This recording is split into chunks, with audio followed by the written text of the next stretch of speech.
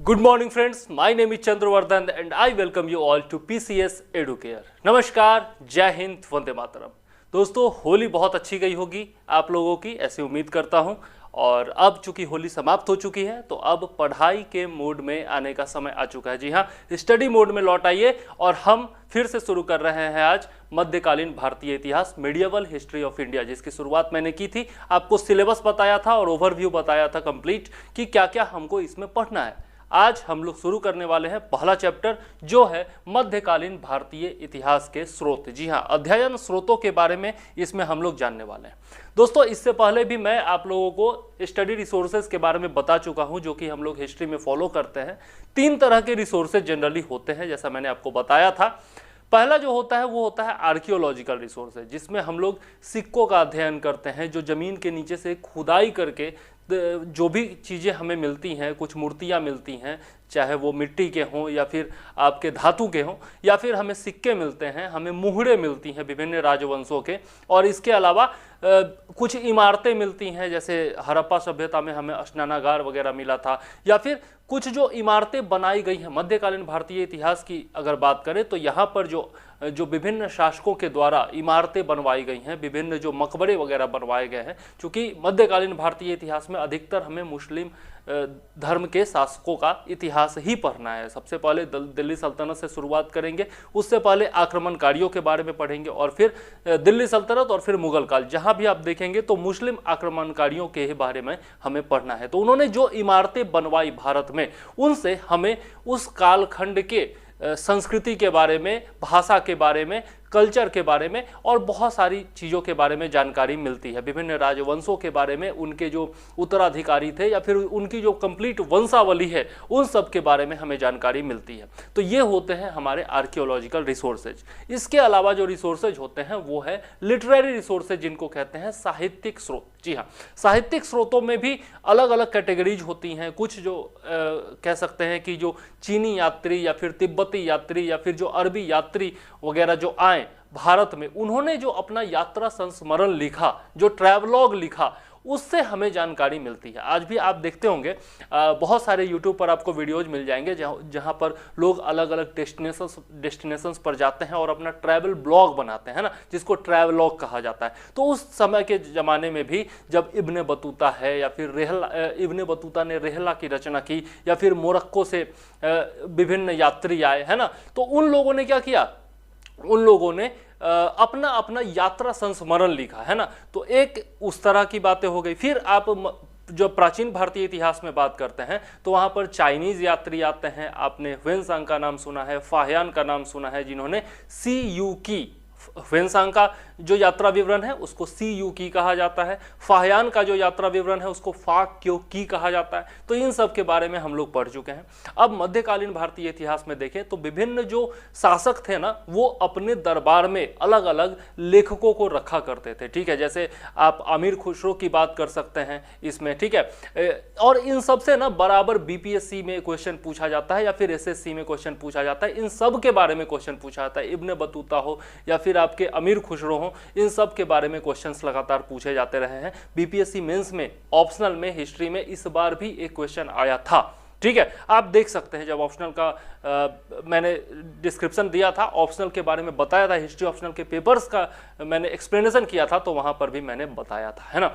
तो अब ये जो रिसोर्सेज हैं ये पढ़ना आपके पीटी के लिहाज से भी जरूरी है। फिर आपका मेंस में भी क्वेश्चन पूछा जाता है, और यदि आपका हिस्ट्री ऑप्शनल है तो वहां पर भी पूछा जाता है। और जरूरी नहीं है कि बीपीएससी या फिर पीसीएस के लिए ही, किसी भी एग्जाम में मध्यकालीन भारतीय इतिहास के स्रोतों से क्वेश्चन पूछा जाता है। डिफरेंट जो आपके जैसे फुतुहाते जहांगीरी लिखा गया, या फिर अकबरनामा है, बाबरनामा है, शाहजहां के बारे में जो लिखा गया, इन सब से लगातार रेहला है, इन सब से लगातार क्वेश्चन पूछा जाता रहा है। और विभिन्न किताबों के बारे में बता करके उनके लेखकों के बारे में भी सवाल किया जाता रहा है। उनका जन्म कहाँ हुआ, किसके दरबार में थे, उन्होंने क्या लिखा है, इन सब के बारे में लगातार क्वेश्चन पूछा जाता रहा है। ठीक है, तो चलिए अब ज़्यादा एक्सप्लेन न करते हुए सीधा चलते हैं हम लोग लिटरेरी रिसोर्सेज के बारे में देखते हैं। ठीक है, यहाँ पर भी हम लिटरेरी रिसोर्सेज को अलग अलग टुकड़ों में बांटेंगे और फिर पढ़ेंगे। ठीक है, तो चलिए देर न करते हुए शुरू करते हैं आज का अपना वीडियो। चलिए देखते हैं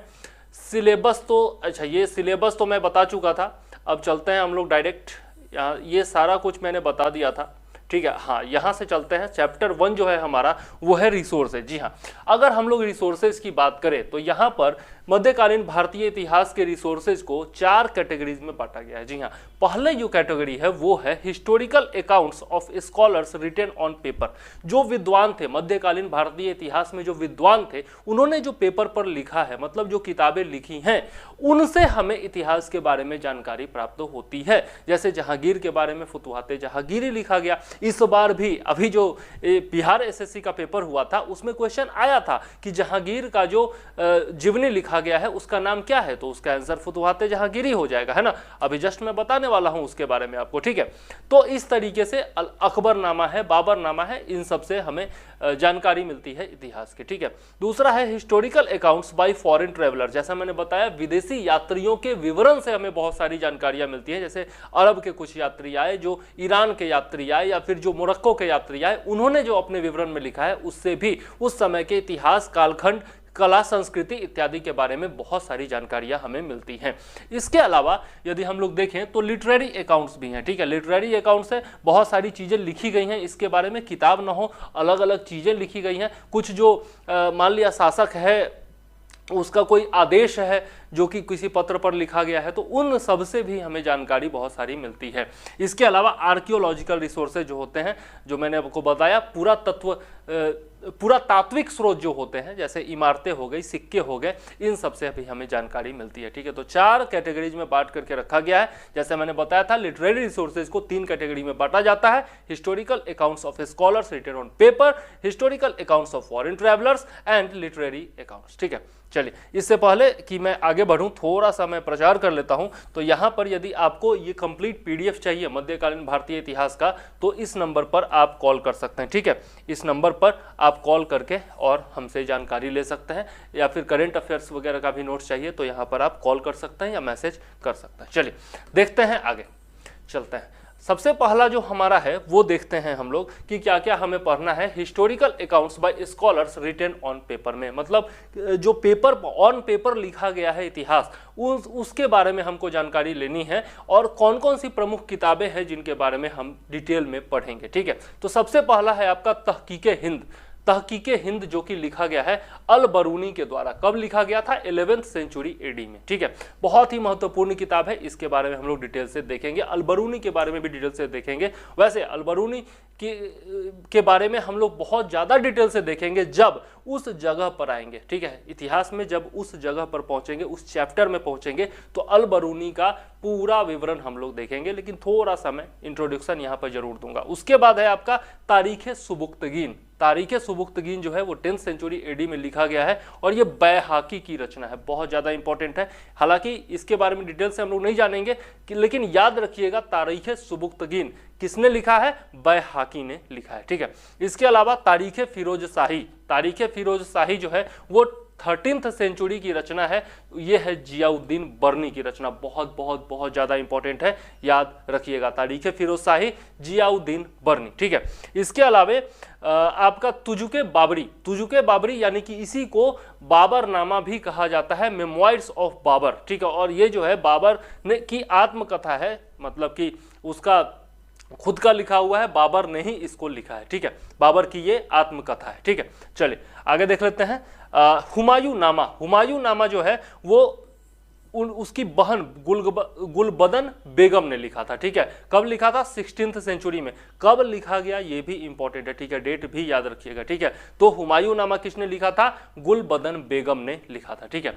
इसके अलावा आईने अकबरी के बारे में हम लोग देखेंगे, जिसकी रचना अबुल फजल ने की है, ठीक है। अभी हाल ही में एक वेब सीरीज आया है जिसका नाम है ताज, उसमें आपको अबुल फजल दिख जाएंगे, ठीक है, कैरेक्टर के रूप में, ठीक। ये जो है आपका 16वीं सेंचुरी में लिखा गया था। 16वीं सेंचुरी में जब अकबर का शासन चल रहा था उस समय अबुल फजल थे, ठीक है। और उससे पहले भी हुआ करते थे हालांकि, लेकिन अकबर के टाइम में यह लिखा गया था, ठीक है। आईने अकबरी जिसका नाम है, ठीक, ओके। और इसी को अकबरनामा भी कहा जाता है। हालांकि इसके बारे में थोड़ा हम डिटेल में पढ़ेंगे कि किसको अकबरनामा कहा जाता है। ये 3 वॉल्यूम में लिखा गया था, ठीक है। अलग अलग वॉल्यूम का अलग अलग नाम है, जिसको कि हम लोग डिटेल में देखेंगे, ठीक है। इसके अलावा है तुजुके जहांगीरी। तुजुके जहांगीरी जो है वो 17वीं सेंचुरी की रचना है, जब जहांगीर का शासनकाल चल रहा था उस समय की रचना है, ठीक है। तुजुके जहांगीरी, ठीक। इसके बाद है फुतुहाली औरंगजेब, ठीक है। ये जो है आपका मोहम्मद मासूम की रचना है 17th सेंचुरी की, ठीक है। 17th सेंचुरी एडी ही मान के चलिएगा, एनो डोमिनी मान के चलिएगा, बीसी नहीं हो सकता यहाँ पर, ठीक है। तो ये है आपके कुछ प्रमुख जो किताबें हैं, ग्रंथ हैं, जिनके बारे में हम लोगों को पढ़ना है, ठीक है। चल देख लेते हैं इसके बारे में डिटेल से। सबके बारे में हम लोग डिटेल से नहीं जानेंगे, जो जो इंपॉर्टेंट है उसके बारे में हम लोग डिटेल से जरूर पढ़ेंगे, ठीक है। तो सबसे पहला है हमारा तहकीके हिंद। तहकीके हिंद जो है वो 11th सेंचुरी एडी की रचना है और अलबरूनी की रचना है, ठीक है। अब यहाँ पर यदि देखें तो ये इंग्लिश में आप खुद देख लीजिएगा, इसको मैंने हिंदी मीडियम में भी लिखा है, तो चलते हैं सीधा हिंदी मीडियम में आपको बताता हूँ, ठीक है।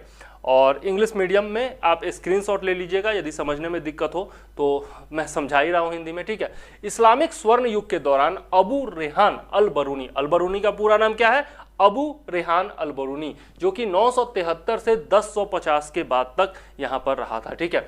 वो एक ईरानी विद्वान और बहुश्रुत था, ठीक है। कौन था? ईरानी विद्वान थे ये, ठीक है। ईरान के रहने वाले थे, ये यहाँ से क्लियर हो गया। उन्हें आमतौर पर इंडोलॉजी का संस्थापक माना जाता है। इंडोलॉजी का संस्थापक या फिर तुलनात्मक धर्म का पिता भी कहा जाता है और आधुनिक भूगणित का पिता भी इनको कहा जाता है। तो तीन तीन इनके उपनाम हैं, मतलब इनके पदवी एक तरह से कह सकते हैं, तो याद रखिएगा। और पहले मानव विज्ञानी के रूप में भी जाना जाता है, ठीक है। तो ये सारी चीजें अलबरूनी के बारे में आपको याद रखनी है। वह उस समय के सबसे महान मध्यकालीन मुस्लिम विद्वानों और विशेषज्ञों में से एक थे, बहुत बड़े विद्वान थे, यह आपको जानना चाहिए। 1017 में 1017 में मोहम्मद गजनवी के साथ भारत आए थे और तहकीके हिंद नाम के अपने लेख में उन्होंने भारत की परिस्थितियों और समाज के बारे में लिखा है। तो तहकीके हिंद की रचना किसने की थी? अल बरूनी ने की थी, ठीक है। ये आपको याद रखना चाहिए, ठीक है। यह उनका यात्रा वृत्तांत है, ईरानी यात्री थे तो उन्होंने अपना यात्रा वृत्तांत लिखा है, ठीक है। और इसका अंग्रेजी अनुवाद किया गया स्टडी ऑन इंडिया के रूप में, ठीक है। स्टडी ऑफ इंडिया के रूप में इसका अंग्रेजी अनुवाद भी किया गया है। और यह यात्रा वृत्तांत हमें भारत के मध्ययुगीन राजनीति यानी कि पॉलिटिक्स जो होता है, इसके अलावा भौगोलिक मतलब ज्योग्राफिकल, आर्थिक, इकोनॉमिक, सामाजिक यानी कि सोशल और धार्मिक यानी कि रिलीजियस स्थिति के बारे में बताता है, ठीक है। तो ये था आपका तहकीके हिंद, ठीक है। इसी को आप इंग्लिश में यहाँ पर देख सकते हैं और यदि चाहें तो ले सकते हैं इसका स्क्रीनशॉट, ठीक है। और यहाँ पर इसका फोटो भी देख सकते हैं आप लोग, ठीक है। चलिए, तो स्क्रीनशॉट आप लोगों ने ले लिया होगा, चलते हैं अब आगे। चलिए आगे यदि चले तो नेक्स्ट है आपका तारीख फिरोज शाही। तारीख फिरोज शाही भी जो है बहुत ज़्यादा इंपॉर्टेंट है, आपको याद रखना चाहिए। ये जो है जियाउद्दीन बर्नी की रचना है, जियाउद्दीन बर्नी की रचना है, याद रखिएगा 13th सेंचुरी की, ठीक है। और यह जो है आपका इंडो पर्सियन हिस्टोरियोग्राफी पर लिखा गया है, ठीक है। दिल्ली सल्तनत के दौरान लिखा गया था, ठीक है। इंडो पर्सियन मतलब पर्सिया कहने का मतलब ईरान से है, ठीक है। तो इंडो पर्सियन हिस्टोरियोग्राफी के रूप में ये लिखा गया है दिल्ली सल्तनत के शासन के दौरान, ठीक है, जियाउद्दीन बर्नी के द्वारा, ठीक। जियाउद्दीन बर्नी के बारे में बात करें तो मुस्लिम पॉलिटिकल थिंकर थे, ठीक है, मतलब मुस्लिम राजनीतिक विचारक थे ये, ठीक है। और जो कहाँ रहा करते थे? मोहम्मद बिन तुगलक और फिरोज शाह तुगलक के दरबार में रहा करते थे। उसके ज़माने में ये रहा करते थे, मोहम्मद बिन तुगलक और फिरोज शाह तुगलक के ज़माने में ये रहा करते थे। मोहम्मद बिन तुगलक बहुत बड़ा शासक था, जिसके बारे में हम लोग आगे पढ़ने वाले हैं। द बुक, ये जो बुक है, इनका जो बुक है आपका तारीख फिरोज शाही, ये कवर करता है data from the reign of Ghiyasuddin Balban, मतलब बलबन के टाइम से लेकर के जो पहला 6 साल था बलबन का, वहां से लेकर के फिरोज शाह तुगलक तक का टोटल दिल्ली सल्तनत का इतिहास जो है ये कवर करता है, ठीक है। क्या? तारीख फिरोज शाही। तो याद रखिएगा, बलबन के शासनकाल से लेकर के फिरोज शाह तुगलक तक के शासनकाल का टोटल वर्णन यह देता है, ठीक। चलिए, this book was completed, complete कब किया गया था? 1357 CE में यह कंप्लीट किया गया था, ठीक है। नोटेबल वर्क्स आर ये आपका जियाउद्दीन बर्नी के और भी जो प्रमुख कृत्य हैं उनके बारे में देखें तो फतवाए जहादारी है, ठीक है। इसके अलावा सलवते कबीर है, फिर है तारीख बरमाकी है, ठीक है, याद रखिएगा। सनाए मोहम्मदी है, इसके अलावा लुब्बतुल तारीख है, इसके अलावा इनायतनामा इलाही है और मासिर सादत है, ठीक है। तो ये सारी किताबें जो है वो किसके द्वारा लिखी गई? जियाउद्दीन बर्नी के द्वारा लिखी गई, ठीक है। तो ये सब के बारे में आपसे पूछा जा सकता है, यूपीएससी वगैरह में भी पूछा जाता है, ठीक है, तो याद रखिएगा। चलिए आगे देख लेते हैं। नेक्स्ट है हमारा, ये तो आपको बता दिया मैंने, तारीख फिरोज शाही। चलिए इसका मैंने इंग्लिश में बता दिया था, तो हिंदी में यदि आप लोग चाहें तो यहाँ से स्क्रीनशॉट ले सकते हैं, ठीक है। थोड़ी देर के लिए मैं हट जाता हूँ, आप स्क्रीनशॉट ले लीजिए, उसके बाद फिर आगे चलते हैं। चलिए स्क्रीनशॉट ले लिया होगा आपने, तो आगे चलते हैं हम लोग। नेक्स्ट जो है हमारा वो है तुजुके बाबरी, यानी कि बाबरनामा। तुजुके बाबरी जो कि बाबर की आत्मकथा है, उसके बारे में देखेंगे। इसको मेमोइर्स ऑफ बाबर कहा जाता है, by Babur. Tuzuke Baburi is the autobiography of Babur, the founder of Mughal empire in India. अब जानते हैं पानीपत के प्रथम युद्ध में इब्राहिम लोदी को हरा करके और बाबर ने मुगल साम्राज्य की स्थापना की थी, ठीक है। और इसमें बड़ी मात्रा में तोपखाने का प्रयोग किया गया था, ठीक है। और तोपखाने का प्रयोग करने वाला संभवतः पहला शासक यही था, okay. Babur wrote in the Turkish language, मतलब ये किस भाषा में लिखा गया था? तुर्की भाषा में लिखा गया था, यह याद रखिएगा, ठीक है। कई बार पूछा जा चुका है कि बाबरनामा किस भाषा में लिखा गया था, तो तुर्की भाषा में लिखा गया था। On the instruction of Akbar, Akbar के आदेश पर Tuzuke Baburi was translated into Persian, मतलब ईरानी भाषा में, फारसी भाषा में इसका ट्रांसलेशन किया गया, जिसका नाम था बाबरनामा, ठीक है। तो पहले क्या था? तुजुके बाबरी, उसका जो फारसी वो लिखा गया था आपका तुर्की भाषा में, और जब उसका ईरानी यानी कि फारसी अनुवाद किया गया तब उसका नाम हो गया बाबरनामा। कब लिखा गया था?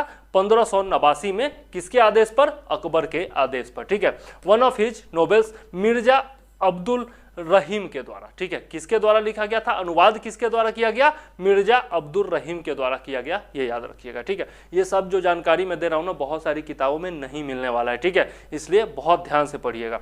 The Tuzuke Baburi is a faithful description of the world the author had lived in, मतलब कि जिस कालखंड में बाबर निवास करता था, रहा करता था या शासन करता था, उस समय के इतिहास की जानकारी का यह एक भरोसेमंद स्रोत है, ठीक है। यहाँ के लोगों के बारे में और जिनके भी वो कांटेक्ट में आया उन सब के बारे में उसने लिखा है। बहुत सारे बागों के बारे में लिखा है, गार्डन्स के बारे में लिखा है, वहाँ की उस समय की कला और संस्कृति के बारे में भी बाबरनामा में लिखा गया है बाबर के द्वारा, ठीक है। चलिए आगे देख लेते हैं। ये आप चाहें तो हिंदी में स्क्रीनशॉट यहाँ से ले सकते हैं। थोड़ी देर के लिए मैं साइड हो जाता हूँ। चलिए यहाँ पर आप देख सकते हैं, ये फोटो भी दिया हुआ है तुजुके बाबरी का। चलिए आगे देख लेते हैं। नेक्स्ट जो है हमारा, नेक्स्ट है चौथा जो है हमारा, वो है हुमायूं नामा, और ये लिखा था गुलबदन बेगम ने। कब लिखा था? 16th सेंचुरी में लिखा था। किसके द्वारा? गुलबदन बेगम के द्वारा लिखा गया था। चलिए, she was the youngest daughter of Mughal ruler Babur, Babur की सबसे छोटी बेटी थी ये, ठीक है। She was 8 years old when she wrote Humayun Nama, मतलब मात्र 8 साल की थी जब उसने हुमायूं नामा लिखा था। अब कितना सही है कितना गलत है आई डोंट नो, लेकिन ये ऐसा मिलता है, ठीक है। She wrote it in simple Persian without the erudite language, मतलब एकदम साधारण भाषा में लिखी थी, कोई एकदम वो जो होता है दरबारी इतिहासकार जिस भाषा में लिखते हैं एकदम क्लिष्ट भाषा में, उस तरह का नहीं था, साधारण फारसी भाषा में इसको लिखा गया था गुलबदन बेगम के द्वारा। वैसे भी 8 साल की थी तो इतना ज्यादा नॉलेज तो हो नहीं सकता है ना। गुलबदन बेगम was commissioned by her nephew Akbar to chronicle the story of her brother Humayun, मतलब अकबर के द्वारा यह किया गया था। सॉरी, ब्रदर नहीं होगा, अच्छा हाँ, ये ब्रदर, सॉरी, ये अकबर की बुआ थी, अकबर की बुआ थी। तो अकबर ने उन्हें आदेश दिया था कि भाई अपने भाई के नाम पर आप लिखिए, उसके बारे में लिखिए। तो उसने, गुलबदन बेगम ने हुमायूं के बारे में लिखा, ठीक है, सही लिखा हुआ है। Akbar was fond of his ऑन्ट and new of her story telling skills, मतलब कि बचपन से उसकी बुआ जो है उसको कहानी सुनाती आई होगी अकबर को, तो वो जानता था कि भाई कहानी बहुत अच्छा सुनाती है तो लिख भी बहुत अच्छा सकती थी, इसलिए उसने ये आदेश दिया था। हम लोग भी अक्सर अपनी बुआ से, माँ से, दादी से कहानियां सुनते रहते हैं, बचपन में सुनते होंगे, सब लोग सुनते होंगे। It was fashionable for the Mughals to engage writers to document their own reigns, Akbarnama. मतलब कि उस समय ये एक तरह का रिवाज होता था कि जो शासक होते थे वो विभिन्न लेखकों को कहते थे कि भाई हमारे कालखंड के बारे में लिखिए या इस कालखंड के बारे में लिखिए। बहुत सारे इतिहासकार जो होते थे ना, राजाओं के दरबार में हुआ करते थे, शासकों के दरबार में हुआ करते थे, ठीक है। और ये प्राचीन काल से चला आ रहा है, कोई मध्यकालीन भारतीय इतिहास की ही बात नहीं है, शुरुआत से भी ऐसा होता रहा है, ठीक है।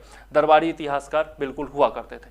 चलिए हिंदी में आप जो है इसका स्क्रीनशॉट ले लीजिए, ठीक है। हिंदी में ही तो समझा ही रहा हूँ, तो इंग्लिश फॉन्ट रहे तो भी कोई दिक्कत नहीं है, हिंदी में तो समझा ही रहा हूँ तो कोई दिक्कत नहीं होनी चाहिए। चलिए, आईने अकबरी यानी कि या फिर इसको अकबरनामा भी कहा जाता है, ठीक है। ये 16th सेंचुरी में लिखा गया था अबुल फजल के द्वारा, और ये सबसे ज़्यादा क्वेश्चन जो होता है इसी से पूछा जाता है, तो याद रखिएगा 16th सेंचुरी का डॉक्यूमेंट है ये, ठीक है। Written by Akbar's court historian, मतलब कि अकबर के दरबार का जो इतिहासकार था अबुल फजल, उसके द्वारा लिखा गया था। किस लैंग्वेज में? पर्शियन यानी कि फारसी भाषा में, ठीक है। Deals with the administration of Mughal emperor Akbar, मतलब अकबर के प्रशासन के बारे में इसमें लिखा गया है, ठीक है। बैकग्राउंड जो है वो देखें तो 1589 पृष्ठभूमि यदि इसकी देखें तो 1589 ईस्वी में अबुल फजल जो है वो अकबरनामा पर काम करना शुरू करता है और 13 साल तक ये काम करता है, ठीक है। और इसको 3 भागों में, 3 किताबों में डिवाइड किया जाता है। पहला जो है वो अकबर के एंसेस्टर्स के बारे में, मतलब अकबर के जो उत्तराधिकारी हैं उनके बारे में है, ठीक है। अकबर के एंसेस्टर्स के बारे में, पूर्वजों के बारे में, उत्तराधिकारी नहीं, उत्तराधिकारी का इंग्लिश होता है हियर, ठीक है, HEIR। यहाँ पर है एंसेस्टर्स, मतलब इसके पूर्वजों के बारे में, ठीक है, पहला जो बुक है। दूसरा बुक जो है वो अकबर के शासनकाल की जो घटनाक्रम है उनके बारे में लिखा गया है। और थर्ड जो है जिसका नाम है आईने अकबरी, यह अकबर के एडमिनिस्ट्रेशन के बारे में, हाउस होल्ड के बारे में, मतलब कि घर जो वहाँ पे प्रजा थी, हाउस होल्ड मतलब प्रजा के बारे में, आर्मी के बारे में यानी कि सेना के बारे में, इसके अलावा रेवेन्यू के बारे में, मतलब जो कर के स्रोत थे उसके बारे में, कल्चर यानी कि संस्कृति के बारे में, ठीक है, जो किस प्रकार से लोग उस समय रहा करते थे, कला संस्कृति किस प्रकार की हुआ करती थी, समाज किस प्रकार का हुआ था, इन सब के बारे में लिखा गया है। और स्टैटिस्टिकल डिटेल इसमें दिया गया है, जो फसलें थी, जो उपज होती थी, उनके दाम क्या होते थे, कर क्या होते थे और रेवेन्यू क्या हुआ मिलता था, राजस्व क्या हुआ करता था, ठीक है। तो इन सब के मतलब खेती के बारे में भी कंप्लीट जानकारी इसमें दिया गया है, ठीक है। In the early 20th century, ये जो है मतलब 20वीं शताब्दी के पूर्वार्ध में, मतलब शुरुआती समय में, the Akbarnama was translated into English, अंग्रेजी में ट्रांसलेट किया गया, किसके द्वारा? हेनरी बेवरेज के द्वारा। ये बहुत ज्यादा इंपॉर्टेंट है, अकबरनामा का ट्रांसलेशन इंग्लिश में किसके द्वारा किया गया? हेनरी बेवरेज के द्वारा, ये जरूर याद रखिएगा। चलिए आगे देख लेते हैं। नेक्स्ट जो है हमारा, पहले हिंदी में आप लोग स्क्रीनशॉट ले लीजिए, उसके बाद फिर हम लोग आगे चलेंगे। थोड़ा देर के लिए मैं हट जाता हूं, यहाँ पर आप आईने अकबरी की तस्वीर भी देख सकते हैं। चलिए अब चलते हैं हम लोग। नेक्स्ट जो है हमारा वो है तुजुके जहांगीरी, आई थिंक ये लास्ट ही होगा। तो देखते हैं तुजुके जहांगीर जो है वो जहांगीर के द्वारा लिखा गया 17th सेंचुरी में, ठीक है, जो याद जरूर रखिएगा। चलिए, Tuzuke Jahangiri is the autobiography of Mughal emperor Nuruddin Mohammad Jahangir. इसका पूरा नाम नूरुद्दीन मोहम्मद जहांगीर, जो 1569 से लेकर 1627 तक शासन किया था, ठीक है। और इसको जो है जहांगीरनामा के रूप में भी जाना जाता है। तो जहांगीरनामा और तुजुके जहांगीरी दोनों एक ही है, ठीक है। Jahangir autobiography Tuzuke Jahangiri is in the Persian language, मतलब कि ईरानी भाषा में है, ठीक है। और पर्शियन लैंग्वेज में जहां का मतलब होता है वर्ल्ड और गिर का मतलब होता है सीज, मतलब कि कब्जा करना, मतलब कि पूरे जहान पर, पूरे दुनिया पर कब्जा करना, ठीक है। इसका ये मतलब हो गया जहांगीर का मतलब, ठीक है। The first important printed version of Jahangirnama was by Syed Ahmad, printed at Ghazipur in 1863। जो पहला प्रिंट इसका निकाला गया बुक के रूप में वो 1863 में निकाला गया, किसके द्वारा? सैयद अहमद के द्वारा, ठीक है। कब? 1863 में, याद रखिएगा। चलिए, Jahangir was the imperial name of 4th Mughal emperor Nuruddin Mohammad Salim, who ruled from 1605 to 1627, ठीक है। तो ये आपको पता होगा, इसका नाम शहजादा सलीम था, ठीक है, और इसी को जहांगीर बाद में कहा गया। ठीक है, इसका क्या नाम था? नूरुद्दीन मोहम्मद सलीम इसका पूरा नाम हुआ करता था, जिसको बाद में जहांगीर का पदवी दिया गया। ठीक है, चलिए, और ये 1605 से लेकर 1627 तक शासन किया था। इसके बारे में डिटेल से हम लोग देखने वाले हैं, don't worry. The biography provides details about the childhood, मतलब उसके बचपन के बारे में, लाइफ यानी कि उसके जीवन के बारे में, अचीवमेंट यानी कि उसकी जो उपलब्धियां हैं उसके बारे में, उसके कार्यों के बारे में, और लाइफ टाइम के बारे में, मतलब जब तक वो जिंदा रहा तब तक के बारे में टोटल जानकारी यहाँ से मिलती है। ठीक है, तो ऑटोबायोग्राफी है, वो जब तक वो लिख पाया तब तक अपना पूरा लिखा था। ठीक है, चलिए आगे देख लेते हैं इसके बारे में। हिंदी में आप लोग थोड़ा सा यहाँ से देख लीजिए, हिंदी में आप स्क्रीनशॉट ले सकते हैं। चलिए, यहीं तक था ये। ठीक है, जैसा मैंने आपको बताया था, तो ये यहाँ पर ख़त्म होता है। 6 किताबों के बारे में हम लोग देखा जो कि सबसे ज़्यादा इम्पॉर्टेंट है। आगे हम लोग देखने वाले हैं जो विदेशी यात्रियों का विवरण है उसके बारे में हम लोग यहाँ पर डिटेल से देखेंगे, जिसमें इब्न बतूता के बारे में देखेंगे और बाकी जो जितने भी विदेशी यात्री हुआ कर, मार्को पोलो है, उन सब के बारे में हम लोग यहाँ पर देखेंगे। ठीक है, आप लोगों ने गाना भी सुना होगा, इब्न बतूता पहन के जूता निकले तो करता है चूं मतलब ये क्या सेंस है इसका मुझे नहीं पता, लेकिन ये गाना बड़ा फेमस हुआ था जिस समय आया था, है ना। तो ये आप लोगों को मैंने स्रोतों के बारे में बताया। आप उम्मीद है आप लोगों को वीडियो अच्छा लगा होगा। पीडीएफ बहुत मुश्किल से, बहुत मेहनत से बनाया गया है, तो यदि आपको लोगों को चाहिए तो यहाँ से आप ले सकते हैं। और रिसोर्सेज के बारे में और जानकारी के लिए नेक्स्ट वीडियो में हमारे साथ जुड़िए और लगातार जुड़ करके ये कंप्लीट कीजिए मध्यकालीन भारतीय इतिहास। ठीक है, और लगातार हम लोग इसी तरीके से चलते रहेंगे। सप्ताह में 2 दिन मध्यकालीन भारतीय इतिहास पढ़ेंगे, 2 दिन हम लोग पॉलिटी पढ़ेंगे और 1 दिन शनिवार या रविवार को हम लोग पूरे सप्ताह का करंट अफेयर्स भी देखेंगे। और बीच बीच में छोटे मोटे वीडियोज जो हैं वो आते रहेंगे। ठीक है, ये जो क्लासेज होंगे ना पॉलिटी के और आपके मध्यकालीन भारतीय इतिहास के, ये लंबे लंबे क्लासेज होंगे, 30 मिनट 40 मिनट का क्लास। जब तक एक टॉपिक खत्म नहीं होता तब तक ये चलता रहेगा। ठीक है, तो बोर होने की जरूरत नहीं है, बहुत ही इंटरेस्टिंग वे में मैं कोशिश करूंगा कि पढ़ाऊं आपको। अब वैसे तो इतिहास बोरिंग होता है, लेकिन इसको अगर कहानी के रूप में समझाया जाए ना तो इससे अच्छा कोई सब्जेक्ट नहीं है। बचपन से हम लोग कहानी सुनते आए हैं और ये भी एक कहानी ही है। तो डेट्स वगैरह के चक्कर में ना उलझें, वो पढ़ते पढ़ते खुद ही याद हो जाएगा, टेंशन लेने की जरूरत नहीं है। हम लोग बहुत डिटेल में पढ़ेंगे, बहुत अच्छे से पढ़ेंगे और आपका क्वेश्चन नहीं छूटेगा, इतना मैं वादा कर सकता हूं। ठीक है, क्योंकि प्राचीन भारतीय इतिहास और आधुनिक भारतीय इतिहास मैंने पढ़ाया है और उसका रिकॉर्ड है कि बहुत सारे क्वेश्चंस वहां से आते रहे हैं। और यही कारण है कि मेरे 3 साल 4 साल पुराने वीडियोज भी आज भी देखे जाते हैं। हालांकि नए वीडियोज पर लाइक और कॉमेंट बहुत कम आ रहे हैं। ठीक है, तो चलिए, अगर आपको वीडियो पसंद आया हो तो इसी बात पर एक लाइक जरूर कीजिएगा और कॉमेंट करके बताइएगा कि वीडियोज आपको कैसे लग रहे हैं। और आगे अपने दोस्तों के साथ शेयर भी कीजिएगा वीडियोस, ताकि मोटिवेशन मिले और मैं आगे इसको कंप्लीट करा सकूं। ठीक है, तो चलिए देर न करते हुए इस वीडियो को यहीं पर करते हैं समाप्त और मैं चंद्रवर्धन लेता हूं आपसे इजाजत। जय हिंद, वंदे मातरम।